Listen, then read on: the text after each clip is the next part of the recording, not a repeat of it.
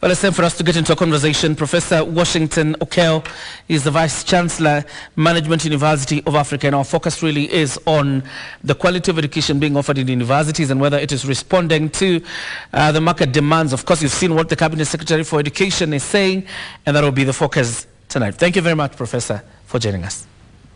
Thank you very much, and I appreciate welcoming me to the studio tonight. Karibu.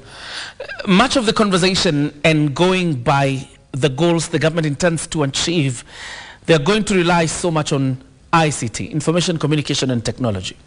Have the universities in Kenya seized the moment to realize that the world is shifting towards ICT-related courses? Yes, that's a very important issue because ICT is the one that is driving every sector of the economy in the entire world. And so the education sector is not left behind. The education sector can be said to be dependent on ICT in a number of ways. One that the way we offer programs in the universities, for example, traditionally we've been using in the past the face-to-face mode of delivery. However, the landscape shifted, particularly during the COVID-19 onset in 2019. That is when the education sector, particularly the universities, realized that it was no longer tenable to use the traditional face-to-face method. And therefore, it became necessary to use the virtual methods, to use the online distance and e-learning methods, basically so that the students could continue learning without necessarily being physically present within the university campuses. So that became a reality at that time. But having said that, that is still continuing up to now. In fact, it's taken a good trajectory so that most of the programs now in universities, especially our university, the Management University of Africa, we have quite a number of programs that are being offered in through the ODEL mode of delivery and also through virtual means. So it is imperative that universities adopt technology, particularly in the offering of programs, in the examination, and other activities within the universities. That is as far as the dispensation of services offered by the universities.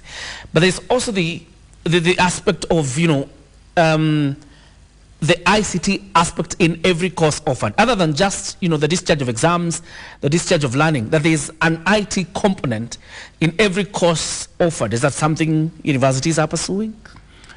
Yes.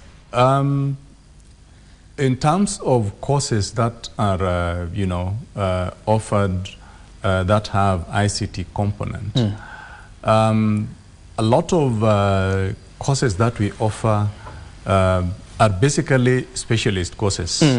For example, if somebody is doing a course in Bachelor of Commerce, for example, there is a heavy content on Bachelor of Commerce itself, which deals with the Bachelor of Commerce as a specialization or area of specialization. There is always an option for students to take the ICT component to add on top of the Bachelor of Commerce, basically in recognition of the fact that they need ICT. Even when they're doing Bachelor of Commerce, even when they're doing a program like leadership and management, there is the ICT component that they need as students to help them maneuver or manage, the program itself, the specialization that they are offering. Yes. So, and also in addition to that, there are ICT programs. For example, Bachelor of Business in IT, computer science, and so on and so forth. We have quite a bit of those that students who want to specialize in the area of ICT and become ICT gurus, undertake those programs until they graduate, and then they become proficient in the area of ICT. Yes. The elephant in the room, and I don't know, Professor, you can tell us how you've encountered these complaints from employers, that there's kind of mismatch between the demands of the job market vis-a-vis the skills or the kind of training being offered in our universities. Is that a complaint you have encountered? And if so, what are universities doing to address this kind of shortage? Yes, that's a good question, John, and it is a contemporary issue because there has been a kind of, and that discussion has always been there, that there's a big disconnect between what the universities are offering and what the industry expects. And this has happened because there isn't cooperation between cooperation and partnerships between the industry and the universities. Yes, but what we do in our university, Management University of Africa, is we try to bridge this gap by entering into partnerships with the industry players. First of all, we do what we call the market survey to determine exactly what the industry expects. And using the data that we get from the market survey, we use it to develop our new programs or review our old programs so that they are more market driven rather than supply side driven. And it's becoming more and more important to do that because the market is dynamic and the needs and wants of the customers who purchase goods and services in the market vary with the time. And therefore, if a university is not cognizant of that fact and keeps on offering the old programs, then obviously they will not meet the market demand, and the graduates who come out of those universities will not, be relevant or ready to work in the industry. So what we advise our students and what we offer in our university is a multiplicity of programs. There are what we call the 21st century skills that are very, very important for a graduate to have or to learn before they can be able to be released into the market. And being ready to work as soon as a graduate graduates with his or her degree depends on the process of learning that he has been taken through.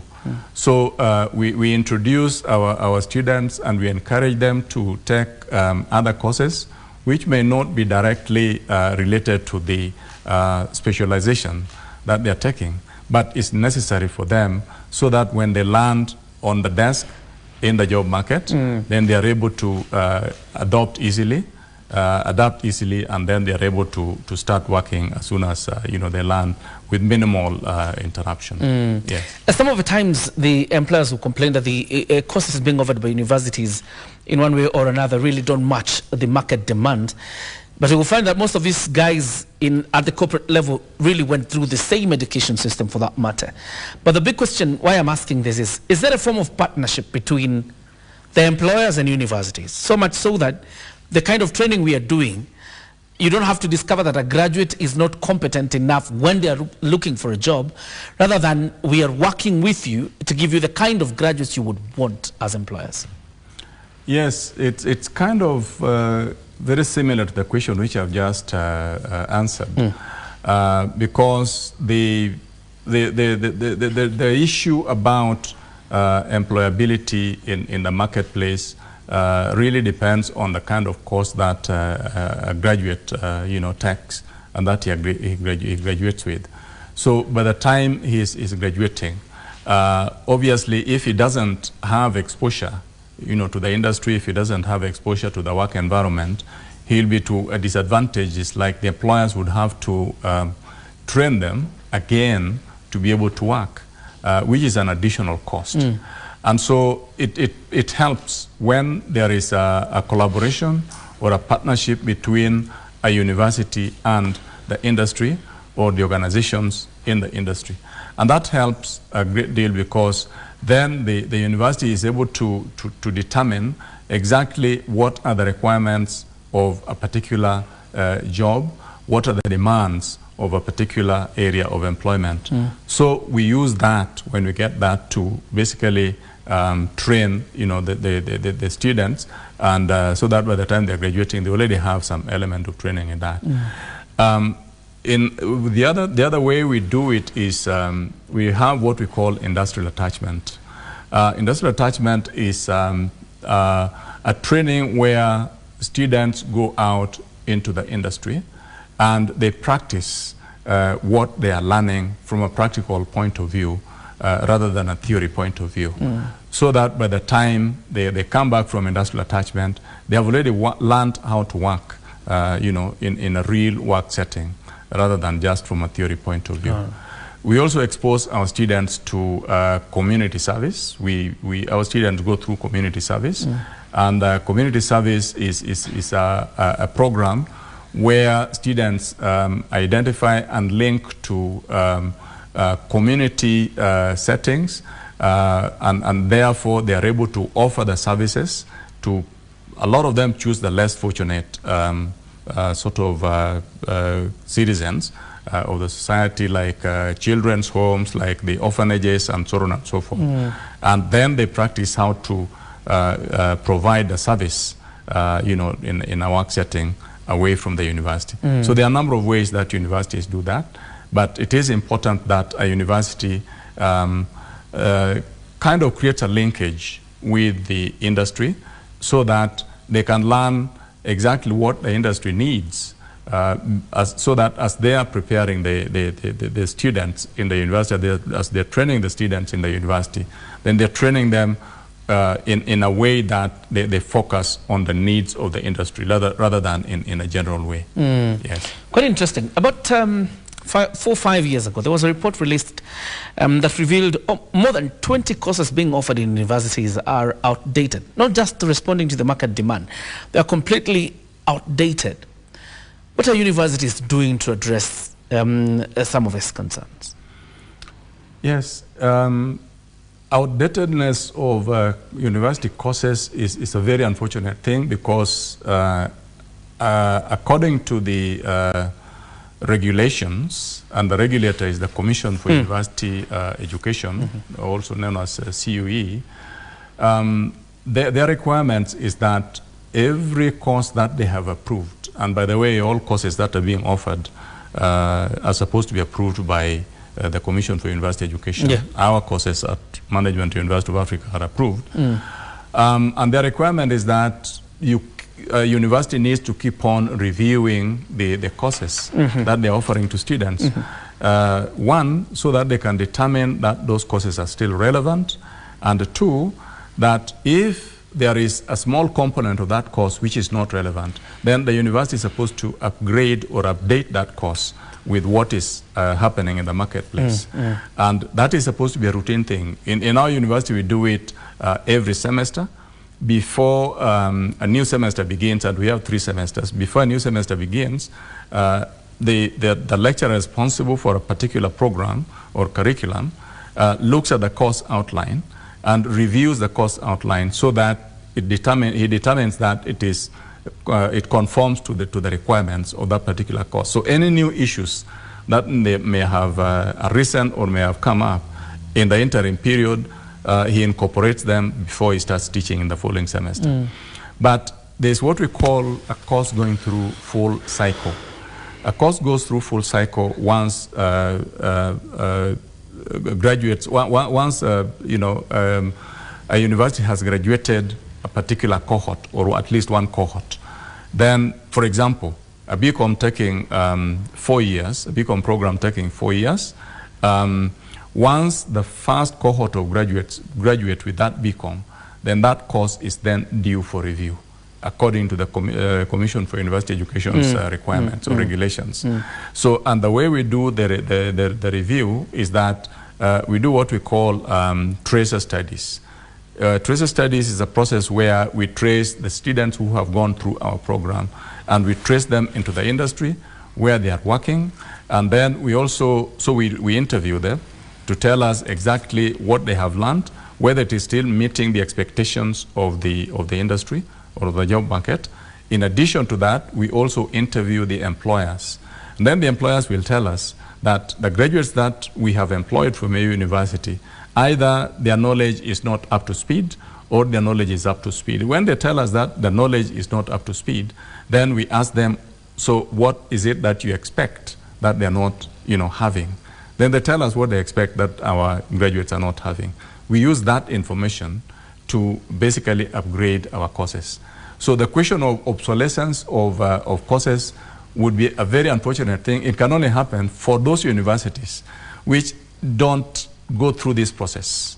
Yet it is a requirement of the Commission for University Education. If the Commission for University Education realizes, then obviously they will punish those universities, because they do audits every so often, sometimes impromptu audits, sometimes scheduled audits. And those are the kind of things that they look at. It is important to mention about the audits done by the Commission for University Education, because I'm sure you've encountered this. And you said sometimes you will have students or graduates you churn, and the market will say they are not ready or they do not have the requisite skills. But there has also been an accusation on universities that sometimes they teach courses that they are not well capacitated to teach. And begs the question, is there a form of self-regulation by universities? And is it a fault of the Commission on University Education, or is it a fault of universities that will be offering courses where they're not well equipped to offer such courses? Yeah, I think that's a very, very important issue, and it is a quality issue, really, because the Commission for University Education has got a very elaborate quality sort of checking system, and they have the standards that they have come up with. And these standards are supposed to be adhered to by every university. And what happens upfront is that before a university can offer a particular curriculum or a program, they develop that particular program, and then after developing it, then they take it to the Commission for University Education. Commission for University Education will go through that program to look at the content of that program, the mode of delivery, the capacity in terms of the lecturers, the professors that are supposed to teach it, and so on and so forth. So now once they look at that, then they look at they come and inspect the university itself that is proposing to offer that program. So when they come to inspect the university, they look at the facilities, they look at the lecture rooms, they look at the the lecturers themselves. They look at all the facilities that are necessary and that have been proposed to run that particular program. In the event that the facilities that exist on the ground in the university do not match the program requirement or the curriculum requirement, then the Commission for University Education will tell the university, please upgrade your facility before you can be able to offer this particular program. And they don't approve it at that point. The Commission only approves a program once they are satisfied that the facilities that have been proposed for offering that particular program exist, including staffing, including all the infrastructure and the physical facilities. Now, and like I said earlier, it is not a one-time job. The Commission is very, very particular and follows this up. Once the program has been implemented or is already being offered by the university, then the Commission normally carries out audit checks thereafter to find out if what they had approved is still what is being offered or some things have changed. In addition to that, we have regular reports that we submit to the Commission in terms of the students that we have recruited, in terms of the facilities that we have that we normally submit to the Commission. So even if they don't come on the ground, they still have information about our university. Yeah. All right. Very quickly, because of about 1.5 minutes before I wind up. The input of having universities in the Republic of Kenya and why people do theses, research projects, is to try and solve a problem that the society is dealing with. When it comes to universities in Kenya, are they responsive to the problems not talking about the job market, but I'm speaking about some of the challenges you're dealing with. You'll be dealing with food security, climate change, stuff like that. Are our universities really responding through their research to the problems the country is dealing with currently? Yes, thank you, John, for that question. The issue of whether universities respond to problems that plague the society is a real important issue, because you go elsewhere in the world, universities are actually relied on as the knowledge centers and research centers to find solutions. I talked about COVID-19 earlier. During the time of COVID-19, a lot of, one or two vaccines for COVID-19 actually came from universities. One university in the US, I think it's either Minnesota or something like that, came up with a vaccine for COVID-19. And so it is happening, and it is happening a lot in other universities.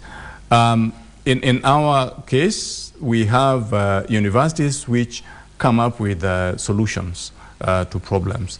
There are universities which focus on agricultural training, for example, which have come up with different varieties of crops and seeds that do well in certain climatic conditions and not in other climatic conditions. For example, if you go to arid and semi-arid, they have come up with seeds that can do well in those places and not in others.